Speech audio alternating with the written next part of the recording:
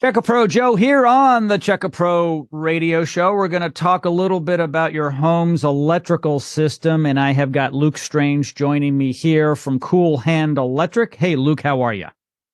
Doing great, doing great. A lot of us have heard about this. It's a short in the electrical circuit. Why don't we start with what is an electrical circuit and what shorts it out, or what could? Sure. There's AC and there's DC electricity. Okay.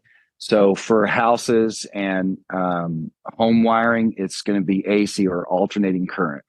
And then for your cars and vehicles, anything fed off of a battery is going to be DC, direct current. So for what I'll talk about is specifically for alternating current. You have a power source. And so you have what we call a hot is the slang term, but it has voltage on it. And then we have a neutral, which doesn't have voltage on it. And that voltage goes through a light bulb or some sort of what we call a load. It'll go through a light plug appliance, and then it'll come back through the circuit to the neutral, and the neutral completes the circuit. Well, when you have a short somewhere in that pathway, instead of going through that load properly, they're touching. And what happens is it would be like an arc weld. It would be, that's how it's ridiculously hot, very dangerous, can cause melting of different things.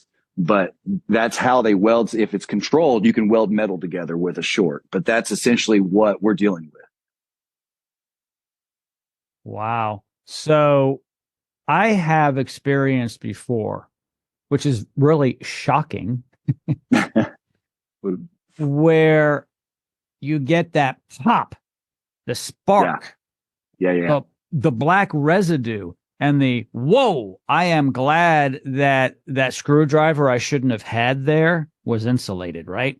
Because if it wasn't, it can really hurt. It hurts your arm, Sure. it could stop your heart, it could throw you across the room, and it's really dangerous.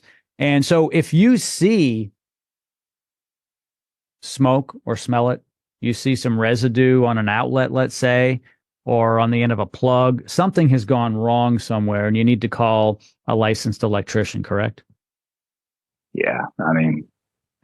If you care about your stuff, yeah, it's just not dangerous without. It's not safe without. So, you can, if you turn off everything, you want to investigate it yourself, and, more power to you. But there's a lot of things that can go wrong, especially if you're seeing damage.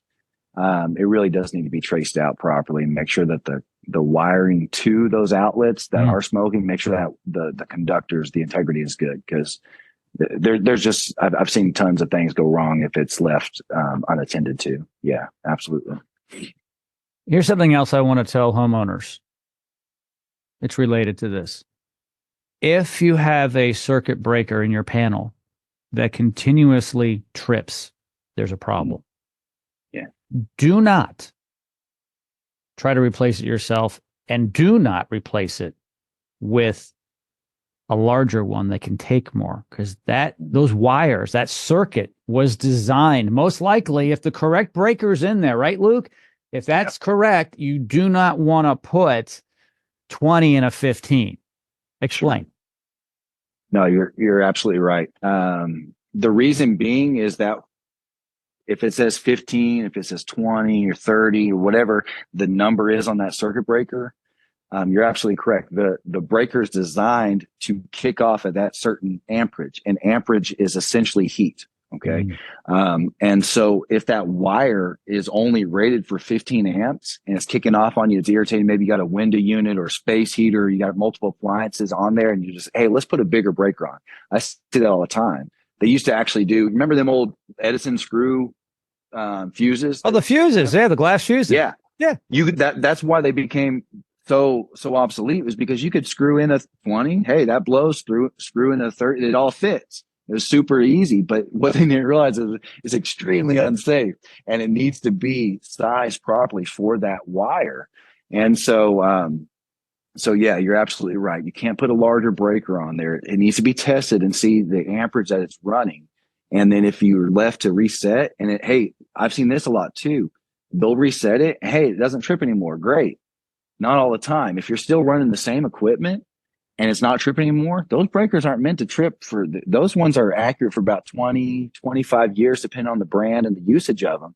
So if it's just staying on, that could be a bad thing too. If you're using the same equipment and you haven't had that inspected and you're pulling the same amperage and that breaker now is staying on, that means the springs and the oils inside of that circuit breaker have been compromised. You know, that if it's in the on position and it's not kicking off when it's supposed to, and you keep on resetting it, it'll just hold in that position, because that's what heat does. So yeah, definitely, if you're dealing with tripping breakers consistently, need to have that inspected. I've seen a lot of bad things. Here, I got one. Check this out. Look at that. This was one. The connection right there. Wow. The person had a window unit. Look at that sucker. It had a window. Kept on resetting. It kept on. It wasn't until the wire feeding something else stopped working. They're like, hey, nothing else is working, but they just kept on resetting that thing, which they didn't know. It's fine. I'm not judging them, but it is extremely dangerous. If they had curtains, could you imagine what happened if you had something in front of there? Oh, I mean, it's very dangerous. It's not just to be, ignored. Yeah. And let's not be dramatic here, but there are a number of house fires in the United States of America on an annual basis because of either faulty wiring or other electrical issues. And you're probably not going to burn your house down because of your plumbing. It's probably going to be electrical, right?